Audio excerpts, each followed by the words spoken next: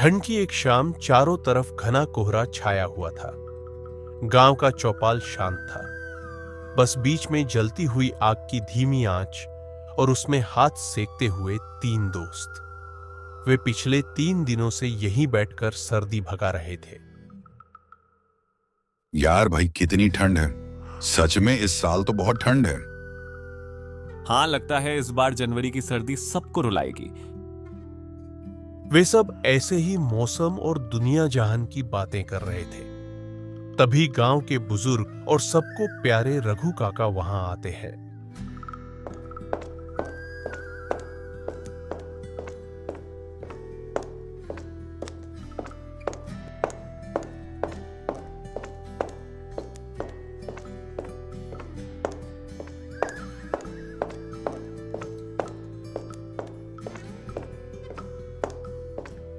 अरे बच्चों, क्या हाल चाल। इतनी ठंड में आग के पास अड्डा जमाए बैठे हो। काका, हम तुम्हारा ही इंतजार कर रहे थे। काका, तुम्हारे जमाने की एक कहानी सुनाओ ना। हमें बहुत अच्छा लगता है तुम्हारी कहानी सुनने में। आज मौसम भी ऐसा है कि कहानी में और मजा आएगा। रघु काका ने एक गहरी सांस ली, आग के पास बैठ गए और अपने पुराने दिनों को याद करते हुए कहानी शुरू की। दिसंबर की वो शाम किसी आम शाम जैसी नहीं थी। पहाड़ों के पीछे सूरज अभी डूबा ही था कि आसमान का रंग नीले से गहरा सलेटी और फिर स्याह काला होने लगा था। पुरानी सरकारी बस के इंजन की गरगराहट ने उस सुनसान घाटी की शांति को कुछ पलों के लिए भंग किया और फिर धुएं का एक काला गुब्बार छोड़कर आगे बढ़ गई। बस के जाने के बाद जो बचा वो था बर्फ जैसी ठंडी हवा और एक गहरा डरावना सन्नाटा। सड़क के किनारे जहां बस रुकी थी वहां अब सिर्फ एक इंसान खड़ा था। उसके कंधों पर एक भारी बैग था और बदन पर एक मोटी जैकेट जिसकी चैन उसने गले तक चढ़ा रखी थी। 25 साल का बादल, जिसने अभी अभी अपनी फॉरेस्टर की वर्दी और नियुक्ति पत्र हासिल किया था, अब अपने नए कार्य क्षेत्र बिशनपुर के मुहाने पर खड़ा था। कितनी कड़ाके की ठंड है यार। शहर में ऐसी की ठंडक और यहाँ की इस कुदरती ठंड में जमीन आसमान का फर्क है। हड्डियों तक को गला रही है। और ये बस वाला भी अजीब था। बोला, साहब यहीं उतर जाओ, आगे बस नहीं जाएगी। बादल ने अपनी जेब से मोबाइल निकाला। स्क्रीन की रोशनी उस घने अंधेरे में जुगनू जैसी लग रही थी। उम्मीद के मुताबिक नेटवर्क के डंडे नदारद थे। उसने एक लंबी सांस छोड़ी जिससे हवा में भाप का एक बादल बन गया। उसके सामने एक कच्ची पगडंडी थी जो सीधे घने जंगल के पेट में जा रही थी। उसे बताया गया था कि उसका गांव बिशनपुर मुख्य सड़क से 3 किलोमीटर अंदर है। उसने अपने जूतों के फीते कसे और अंधेरे रास्ते पर पहला कदम बढ़ाया।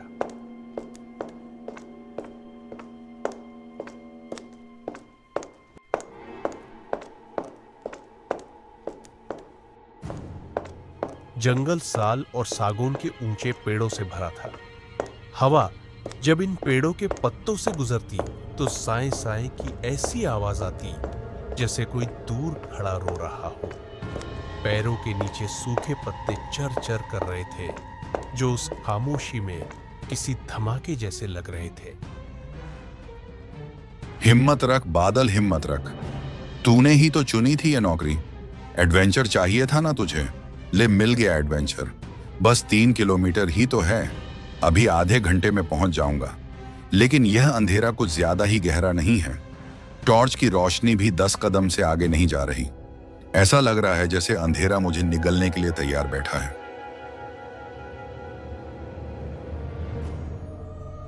चलते चलते करीब 40 मिनट बीत चुके थे। रास्ता पत्थरीला और उबड़ खाबड़ था। कई बार बादल का पैर फिसला लेकिन वो संभल गया। तभी उसे हवा में एक अलग गंध महसूस हुई, गीली मिट्टी और जलती हुई लकड़ी की गंध। उसने अपनी टॉर्च सामने घुमाई। दूर, बहुत दूर उसे कुछ टिमटिमाती हुई रोशनियां दिखाई दी। वे बिजली के बल्ब नहीं बल्कि लालटेन और दिए थे। बिशनपुर आ गया था। गांव एक श्मशान जैसी शांति में डूबा था। कच्चे मिट्टी के घर एक दूसरे से सटकर खड़े थे। कोई शोर नहीं, कोई वाहन नहीं, यहां तक कि लोगों की बातचीत की आवाज भी नहीं। सिर्फ कुत्तों के भौंकने की आवाज ने बादल के आगमन की घोषणा की। कोई है? नमस्ते, कोई है यहाँ? बादल की आवाज सुनकर एक झोपड़ी का दरवाजा चचराते हुए खुला। एक बुजुर्ग जिनके चेहरे पर झुर्रियों का जाल था और हाथ में एक पुरानी लालटेन थी, बाहर निकले। उन्होंने अपनी आंखों को सिकोड़ते हुए टॉर्च की रोशनी के पीछे खड़े बादल को देखने की कोशिश की। कौन है भाई? इतनी रात गए इस वीराने में क्या कर रहे हो? रास्ता भटक गए हो क्या? नहीं काका, मैं रास्ता नहीं भटका। मेरा नाम बादल है। मेरी यहाँ पोस्टिंग हुई है वन विभाग में। मैं नया फॉरेस्टर हूँ। बुजुर्ग के चेहरे के भाव बदले। अविश्वास की जगह अब एक अजीब सी हमदर्दी ने ले ली थी। वे आगे बढ़े और अपनी लालटेन ऊपर की। पीली रोशनी में बादल का थका हुआ चेहरा दिखाई दिया। ओह, तो तुम हो नए साहब। राम राम बेटा, राम राम। मेरा नाम हरि राम है। हमें लगा नहीं था कि शहर से कोई नौजवान सच में यहां आएगा। यह गांव दुनिया से कटा हुआ है बेटा। ना बिजली है, ना कोई सुविधा। आओ, मैं तुम्हें तुम्हारे क्वार्टर तक छोड़ देता हूं। हरिराम आगे आगे चलने लगे और बादल उनके पीछे।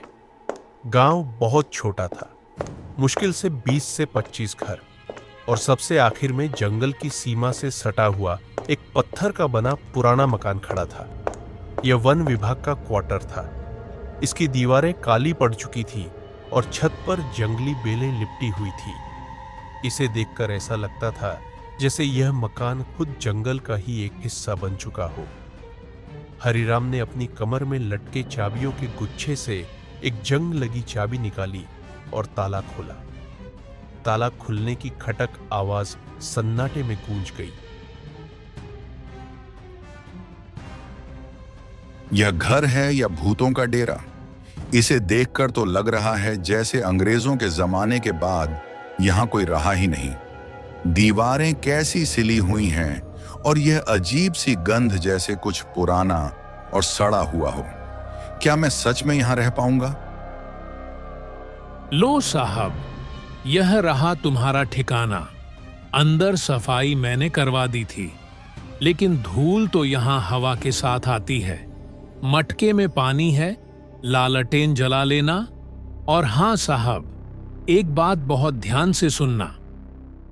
हरिराम की आवाज अचानक भारी और गंभीर हो गई। उन्होंने लालटेन नीचे रखी और बादल की आंखों में सीधे देखा। हवा के झोंके से लालटेन की लौ फड़फड़ाई, जिससे उनके चेहरे की परछाइयां डरावनी लगने लगी।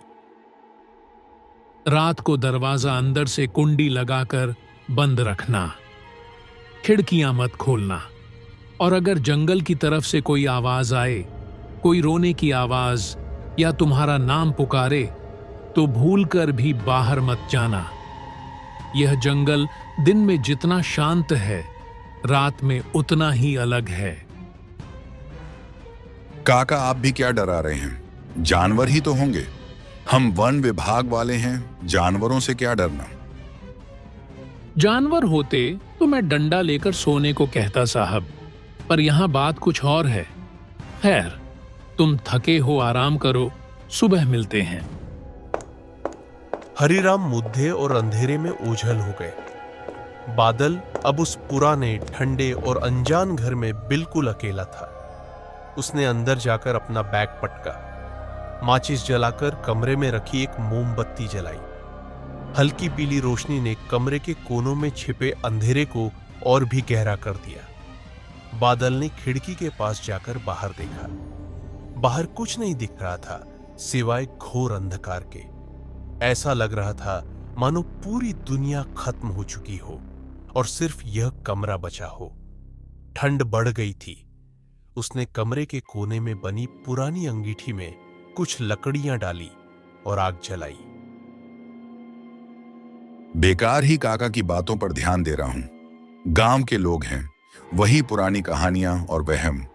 कोई नाम पुकारे तो बाहर मत जाना। भला जंगल में कौन मेरा नाम जानेगा।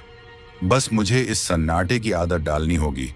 कल सुबह उठकर सब ठीक कर लूंगा। बादल अंगीठी के पास बैठकर अपने हाथ तापने लगा। आग की लपटों ने उसे थोड़ी राहत दी। उसकी आंखों में नींद का भारीपन आने लगा था। तभी जंगल की तरफ से एक आवाज आई।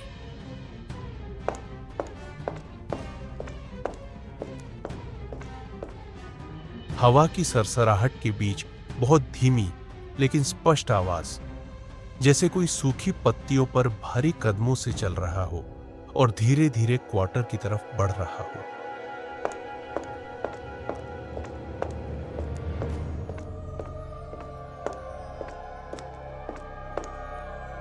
बादल की नींद एक झटके में उड़ गई। वो सीधा होकर बैठ गया। उसने अपनी सांसें रोक ली ताकि बाहर की आवाज सुन सके। आवाज अब और करीब आ गई थी और फिर कदमों की आवाज रुक गई, ठीक दरवाजे के बाहर। अब सन्नाटा इतना गहरा था कि बादल को अपनी ही धड़कनें कानों में सुनाई दे रही थी। उसने दरवाजे की कुंडी की तरफ देखा।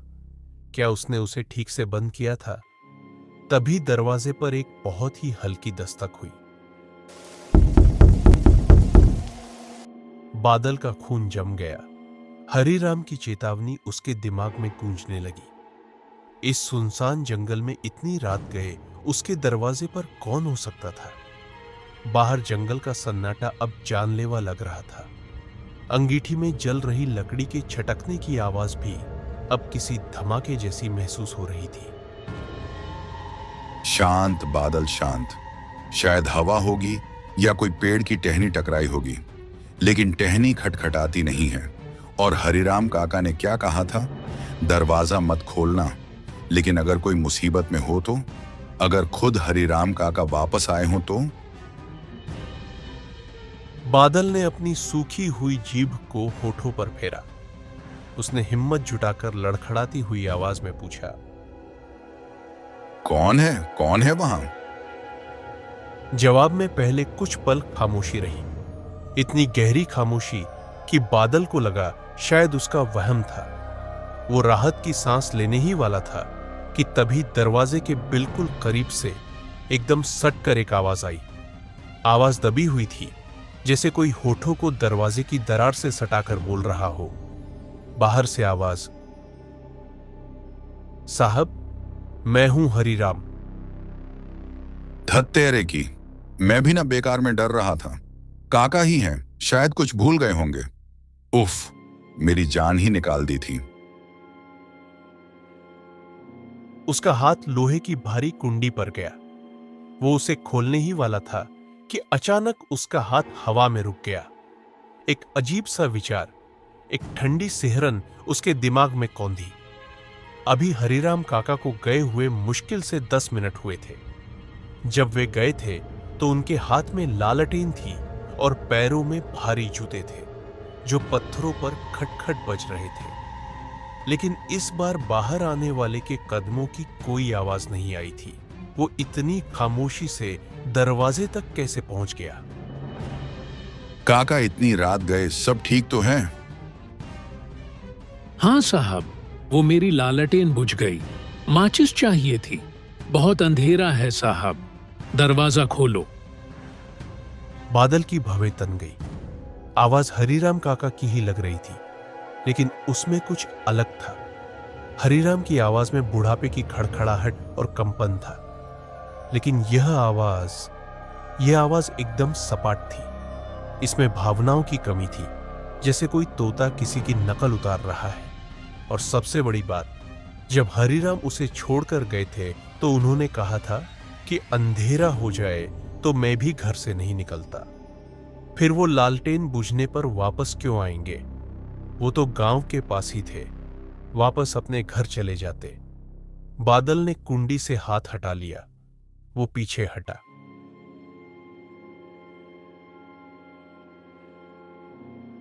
काका, माचिस तो नहीं है मेरे पास, आप सुबह ले लेना। झूठ मत बोलो बादल, मैंने देखा था तुमने मोमबत्ती जलाई थी। तुम्हारे पास माचिस है।